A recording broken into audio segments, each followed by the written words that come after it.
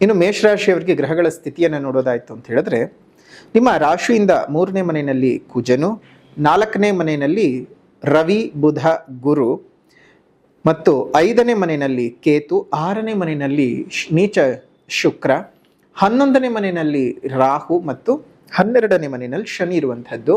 ರವಿಯ ಸಂಚಾರವು ನಿಮಗೆ 4 ಮತ್ತು 5ನೇ ಮನೆಯಲ್ಲಿ, ಬುಧನ ಸಂಚಾರವು ಸಹ 4 ಮತ್ತು 5ನೇ ಮನೆಯಲ್ಲಿ ನಡೀತಕ್ಕಂಥದ್ದು. ಈ ಒಂದು ಗ್ರಹದ ಸ್ಥಿತಿಗತಿಗಳನ್ನು ನಾವು ಗಮನಿಸೋದಾಯಿತು ಅಂತ ಹೇಳಿದ್ರೆ ನೋಡಿ, ಮೊದಲನೇದಾಗಿ ನಿಮಗೆ ನಿಮ್ಮ ರಾಶ್ಯಾಧಿಪತಿಯು 3ನೇ ಮನೆಯಲ್ಲಿ ಇರುವಂಥದ್ದು.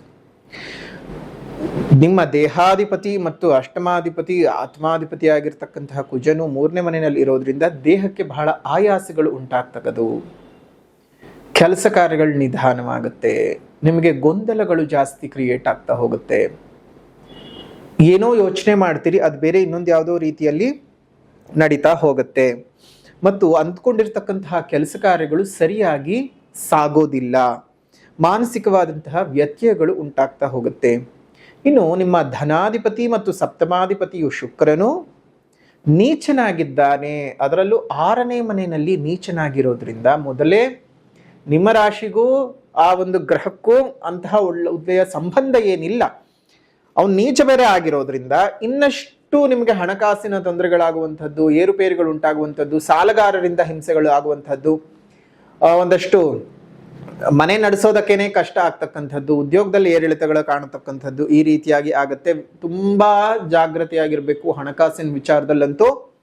ಈ ಒಂದು ಮೇಷರಾಶಿಗೆ ಸಂಬಂಧಪಟ್ಟಿರುವಂಥವರು ತುಂಬಾ ಕಷ್ಟಗಳಾಗತ್ತೆ. ಯಾರು ಲೇವಾದೇವಿ ವ್ಯವಹಾರ ಮಾಡ್ತಾ ಇದ್ದೀರಿ, ಯಾರು ಚಿಟ್ ಫಂಡ್ಸ್ಗಳನ್ನು ನಡೆಸ್ತಾ ಇದ್ದೀರಿ, ಯಾರು ಫೈನಾನ್ಸ್ ವ್ಯವಹಾರಗಳನ್ನು ಮಾಡ್ತಾ ಇದ್ದೀರಿ, ವಾರದ ಬಡ್ಡಿ, ದಿನದ ಬಡ್ಡಿ, ತಿಂಗಳ ಬಡ್ಡಿ ಅಂತ ಅನ್ಕೊಂಡು ಯಾರು ಬಡ್ಡಿ ವ್ಯವಹಾರಗಳಿಗೆ ಹೋಗ್ತಿದ್ದೀರಿ, ಜಾಗ್ರತೆ ಜಾಗ್ರತೆ ಜಾಗ್ರತೆ. ನಿಮ್ಮ ದುಡ್ಡು ಹಾಳಾಗೋದಂತೂ ಖಂಡಿತ. ಬರೆದಿಟ್ಕೊಳ್ಳಿ, ಸ್ವಲ್ಪ ಜಾಗ್ರತೆಯಾಗಿ ವ್ಯವಹಾರಗಳನ್ನು ಮಾಡ್ತಾ ಬನ್ನಿ. ಇನ್ನು 4ನೇ ಮನೆಯಲ್ಲಿ ಇರತಕ್ಕಂತಹ ಒಂದು ಉಚ್ಚ ಗುರುವಿನ ಪ್ರಭಾವ, ಅದು ಒಂದು ಹಂತಕ್ಕೆ ನಿಮಗೆ ಈ ಕಡೆ ಗುರುಬಲ ಇದೆ ಮತ್ತು ಗುರುಬಲ ಇಲ್ಲ, ಎರಡರ ನಡುವಿನ ಅವಸ್ಥೆ ನ್ಯೂಟ್ರಲ್ ಆಗ್ಬಿಟ್ಟಿರುತ್ತೆ, ಇರುತ್ತೆ ಮತ್ತು ಇರಲ್ಲ, ಆ ರೀತಿಯಾದಂತಹ ಭಾವದಲ್ಲಿ ಇರುವಂತಹದ್ದು ಈ ಒಂದು ಗುರುವಿನ ಅನುಗ್ರಹ ಉಂಟಾಗ್ತಕ್ಕಂಥದ್ದು. ಅದರ ಜೊತೆಗೆ 5ನೇ ಮನೆ ಒಳಗಡೆ ಕೇತು ಇರುವಂತಹದ್ದು. ಈ 5ನೇ ಮನೆಯ ಕೇತು ನಿಮಗೆ ಬಹಳ ಹಿಂಸಾಕಾರಕವಾಗಿರುತ್ತೆ ಮಕ್ಕಳ ವಿಚಾರಕ್ಕೆ.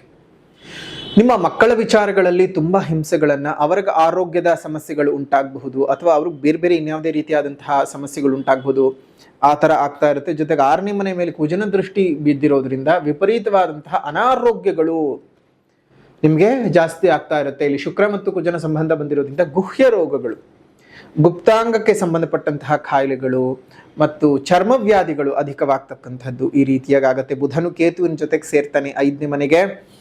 ಸೊ ಆ ಟೈಮಿನ ನಂತರದಲ್ಲಂತೂ ಇನ್ನಷ್ಟು ಸ್ಕಿನ್ ಡಿಸೀಸಸ್, ಸ್ಕಿನ್ ಪ್ರಾಬ್ಲಮ್ಗಳು ಜಾಸ್ತಿ ಆಗುವಂಥದ್ದಾಗತ್ತೆ ಈ ಒಂದು ಮೇಷರಾಶಿನಲ್ಲಿ ಹುಟ್ಟಿರ್ತಕ್ಕಂಥವ್ರಿಗೆ.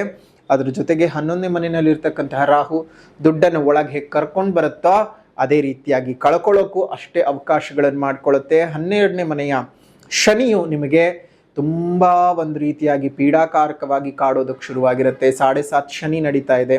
ಎಷ್ಟನೇ ಬಾರಿ ನಡೀತಾ ಇದೆ ಅನ್ನೋದನ್ನು ಯೋಚನೆ ಮಾಡಿ.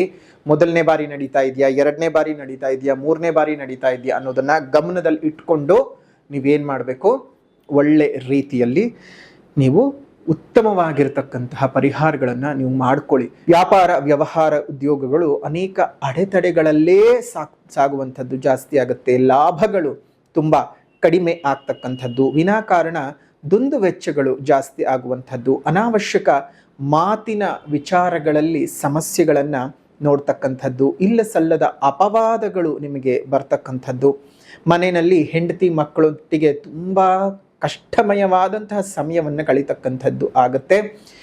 ಜೊತೆಗೆ ವಾದ ವಿವಾದಗಳು ಜಾಸ್ತಿ ಆಗ್ತಕ್ಕಂಥದ್ದು, ಅಪಜಯಗಳು ಜಾಸ್ತಿ ಆಗುವಂಥದ್ದು, ವ್ಯರ್ಥ ಧನಹಾನಿಗಳು ಉಂಟಾಗುತ್ತೆ, ಬಂಧು ಮಿತ್ರರಿಂದ ಬಹಳ ವಿರೋಧಾಭಾಸಗಳು ಉಂಟಾಗ್ತಕ್ಕಂಥದ್ದು, ಮನೆಯಲ್ಲಿ ನೆಮ್ಮದಿ ಹಾಳಾಗ್ತಕ್ಕಂಥದ್ದು ತುಂಬಾ ಇದೆ. ಹುಷಾರಾಗಿರಬೇಕು. ನಕ್ಷತ್ರ ರೀತಿಯಲ್ಲಿ ಪರಿಹಾರದ ಕ್ರಮಗಳನ್ನು ಮಾಡಿಕೊಂಡು ಉತ್ತಮವಾದ ಭವಿಷ್ಯವನ್ನು ರೂಪಿಸ್ಕೊಳ್ಳಿ.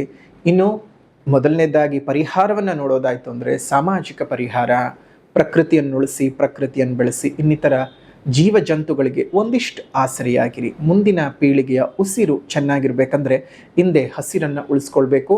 ಹಸಿರನ್ನು ಉಳಿಸ್ಕೊಳ್ಳೋದ್ರ ಬಗ್ಗೆ ಕಾಳಜಿ ಮಾಡಿ. ಅದ್ರ ಜೊತೆಗೆ ಆಧ್ಯಾತ್ಮಿಕ ಪರಿಹಾರ ಅಂತ ಬಂದಾಗ ಪ್ರತಿಯೊಬ್ಬರು ಅಷ್ಟೇ ಪ್ರತಿನಿತ್ಯ ಸುಬ್ರಹ್ಮಣ್ಯ ದಂಡಕಂ ಸ್ತೋತ್ರವನ್ನು ಪ್ರತಿನಿತ್ಯ ಪಠಣ ಮಾಡ್ಕೊಳ್ತಾ ಬನ್ನಿ. ಸುಬ್ರಹ್ಮಣ್ಯನ ಆರಾಧನೆಯನ್ನು ಮಾಡಿ.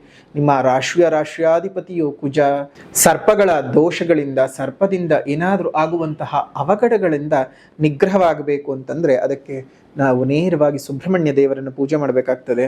ಸೊ ಹಾಗಾಗಿ ಸುಬ್ರಹ್ಮಣ್ಯ ದೇವರ ಪೂಜೆ, ಆರಾಧನೆ, ದಂಡಕದ ಪಠಣ ಮಾಡ್ಕೊಳ್ತಾ ಬನ್ನಿ. ಶುಭವಾಗಲಿ, ಮಂಗಳವಾಗಲಿ. ಇದಾಗಿತ್ತು ಮೇಷರಾಶಿಯವರ ಆಗಸ್ಟ್ ತಿಂಗಳ ಮಾಸ ಭವಿಷ್ಯ ಹೇಗಿದೆ ಅಂತ. ವಿಡಿಯೋ ಇಷ್ಟ ಆಗಿದ್ರೆ ಲೈಕ್ ಮಾಡಿ, ಶೇರ್ ಮಾಡಿ, ಕಮೆಂಟ್ ಮಾಡಿ. ಮತ್ತೊಂದು ವಿಡಿಯೋನಲ್ಲಿ ಭೇಟಿ ಮಾಡೋಣ. ಅಲ್ಲಿವರೆಗೂ ನಮಸ್ಕಾರ. ಲೋಕ ಸಮಸ್ತ ಸುಖಿನೋ ಭವಂತು, ಸಕಲ ಸನ್ಮಂಗಳಾನಿ ಭವಂತು, ಸರ್ವೇ ಜನಾಃ ಸುಖಿನೋ ಭವಂತು, ಸಮಸ್ತ ಸನ್ಮಂಗಳಾನಿ ಭವಂತು.